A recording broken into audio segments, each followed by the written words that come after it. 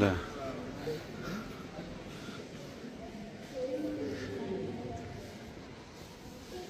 एयरपोर्टै हो भाइ यो विदेश जाने मान्छे छैन त के भन्ने अरे बा बालेनले शपथ खाएको छैन एयरपोर्ट खाली भइसक्यो ल जाने मान्छे छैन बालेनले शपथ खाएको छैन यहाँ एयरपोर्ट आउँदा एयरपोर्टमा सुन्ने सबै खाली एउटा नयाँ चाहिँ एउटा भिजन चाहिँ लिएर आएको भनेको यो हो क्या ल एयरपोर्ट आएकै छ कति वर्ष मान्छे यहाँ बिरामी गर्न आइन्छ होला आज जस्तो चाहिँ मैले देखाएको पनि छैन है ल यस्तो खाली त मैले पहिलोचोटि देखेँ ल पहिलोचोटि होइन ल हेर्छ यहाँलाई बस पार्कमा पनि बरु 2-4 जना मान्छे होला